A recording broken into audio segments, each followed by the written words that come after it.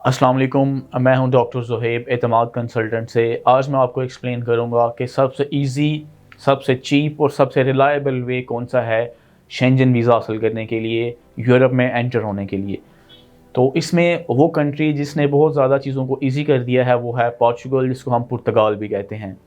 2023 के स्टार्ट में पोर्चुगल ने एक वीज़ा इंट्रोड्यूस करवाया है जिसका नाम है जॉब सीकर्स वीज़ा, जिसमें हर किस्म के स्किल के जो ओनर बंदे हैं, जो किसी भी किस्म का स्किल जानते हैं, जिनकी एजुकेशन है या नहीं है, या जो बिल्कुल अनस्किलफुल बंदे हैं, वो भी इस क्राइटेरिया में फॉल करते हैं।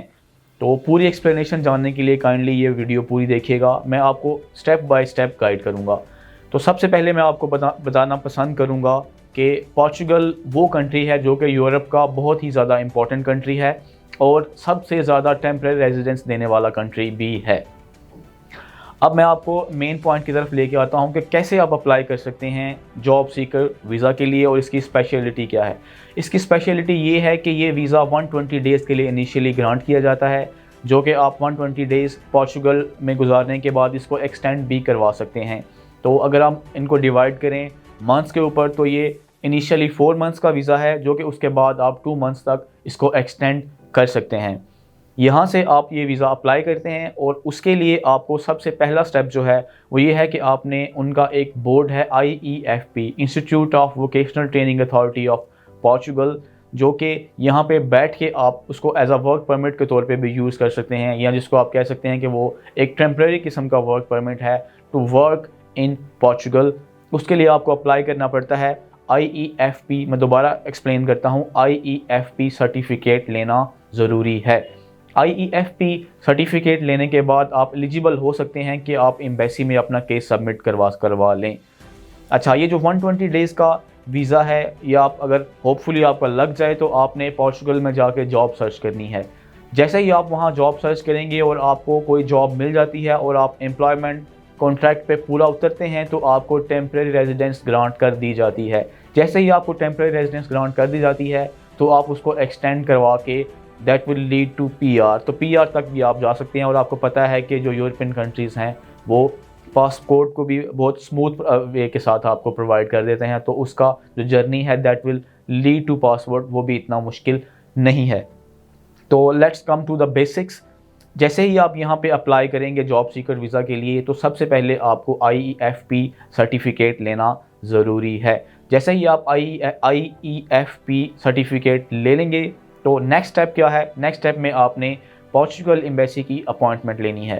अपॉइंटमेंट क्योंकि आजकल बहुत ज़्यादा बल्क में बहुत ज़्यादा क्लाइंट्स हैं और बहुत ज़्यादा एम्प्लॉयज़ हैं जो कि अप्लाई कर रहे हैं इस वीज़ा के लिए, तो अपॉइंटमेंट नहीं मिल रही। उसके लिए फिर जनरल यही तरीका है कि आप ईमेल कर सकते हैं या किसी और वे के थ्रू अपने आप को बुक करवा सकते हैं, या किसी भी पर्पज़ या किसी भी प्रोसेस के थ्रू आप अपनी अपॉइंटमेंट ले सकते हैं। या आपकी लक के ऊपर भी है, आपको जल्दी भी मिल सकती है और आपको लेट भी मिल सकती है।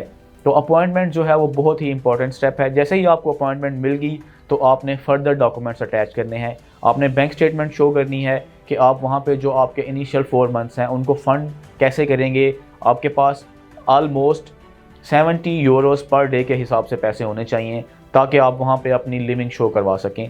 जैसे ही आपका वहाँ पे कंप्लीट हो जाता है प्रोसेस, तो मैंने आपको पहले भी बताया कि आप अफिलिएट हो जाते हैं किसी भी इंस्टीट्यूट के साथ वहाँ, तो आपका जो वीज़ा का स्टेटस है वो चेंज हो जाता है, वो आपका चला जाता है टेम्प्रेरी रेजिडेंस की तरफ। तो फिर आपको किसी किस्म की बैंक स्टेटमेंट या किसी और चीज़ की ज़रूरत नहीं रहती। उसके अलावा आपने पाकिस्तान में या किसी भी कंट्री में रहते हुए अपना पुलिस करेक्टर सर्टिफिकेट शो करवाना होता है। आपने अपना एक्सपीरियंस लेटर शो करवाना होता है, जो कि आप दिखाएंगे एम्बेसी को कि मैं इस तरह का स्किलफुल बंदा हूँ। या कोई जो अनस्किल्ड लोग हैं वो तो जस्ट स्ट्रेट अवे अपना बताएंगे कि जी मेरी इतनी एजुकेशन है, या मैं कोई स्किल कर सकता हूँ, या मेरे पास कोई ऐसा सर्टिफिकेट है या नहीं है। जितने स्किल्ड लोग हैं उनके लिए केस उतना ही स्ट्रांग होता जाएगा। जिनकी एजुकेशन है या उनके पास सर्टिफिकेट्स हैं या एक्सपीरियंस लेटर्स हैं, तो उनका केस और स्ट्रांग होता जाएगा। तो जैसे ही आपको अपॉइंटमेंट मिल जाएगी, नेक्स्ट स्टेप आपका है आपने डॉक्यूमेंट सबमिट करवा देने हैं। आपने अपनी रिटर्न टिकट भी लाजमी साथ लगानी है। तो सेम वही प्रोसेस है जो शेंजन वीज़ा का होता है। जो मेन चीज़ है आपकी वो है आपका IEFP सर्टिफिकेट, और सेकंड नंबर पे जो चीज़ है वो है आपकी अपॉइंटमेंट। तो ये आप खुद से भी अपना प्रोसेस करवा सकते हैं। लेकिन इसके अलावा अगर आपको कंसल्टेंसी की ज़रूरत हो और आप चाहें कि मुझसे मिलें या ऑनलाइन मुझसे कोई कंसल्टेशन लेना चाहें तो आप मुझे किसी टाइम भी कांटेक्ट कर सकते हैं। और वैसे तो ये प्रोसेस बहुत स्मूथ है, लेकिन कुछ लोगों को इसमें कंसल्टेंसी की ज़रूरत होती है और आपको पता है कि जो कंसल्टेंट्स हैं कुछ एक्स्ट्रा चीज़ें ऐड करवा के आपके केस को स्ट्रांग बना सकते हैं। तो ये था आज का सारा एक्सप्लेनेशन जो मैं आपको पोर्चुगल के बारे में बता चुका हूँ। मैंने क्यों पोर्चुगल को टारगेट किया, उसकी रीज़न ये है कि बहुत सारे लोग मैं मार्केट में देखता हूँ जो कि यूरोप में एंट्री गेन करना चाहते हैं। तो ये पोर्चुगल जो है इसने बहुत ही एक्सीलेंट जो है ना लोगों के माइंड को रीड करके एक वीज़ा जो है बहुत ही जो लीगल किस्म की एंट्री है पोर्चुगल में वो इंट्रोड्यूस करवाई है जॉब सीकर, जिसका मतलब यही है कि आपको पता है कि यहाँ से लोग लीगली भी जाते हैं और इलीगली भी जाते हैं और उनका पर्पस क्या होता है कि वो वहाँ पे जाके उन्होंने जॉब करनी होती है। तो पोर्चुगल ने स्ट्रेट अवे ये वीज़ा इंट्रोड्यूस इसलिए करवाया है कि लोग इलीगल इमिग्रेशन से बचें और लीगल तरीके से पोर्चुगल आएँ और यहाँ पे आके जॉब सर्च करें। जैसे ही उनको जॉब मिल जाए वो अपना एम्प्लॉयमेंट कॉन्ट्रैक्ट करें और अपने वीज़े का स्टेटस को चेंज करवा लें और अपनी टेम्परेरी रेजिडेंस को अश्योर करवा लें। तो ये था सारा एक्सप्लेनेशन। इसके अलावा अगर कोई चीज़ मिस हो गई है तो आप मुझे कॉन्टैक्ट कर सकते हैं। उसके अलावा अगर आप फिज़िकली मुझसे मिलना चाहते हैं, मेरा ऑफिस एतमाद कंसल्टेंट के नाम पे है ब्लू एरिया में। Thank you so much.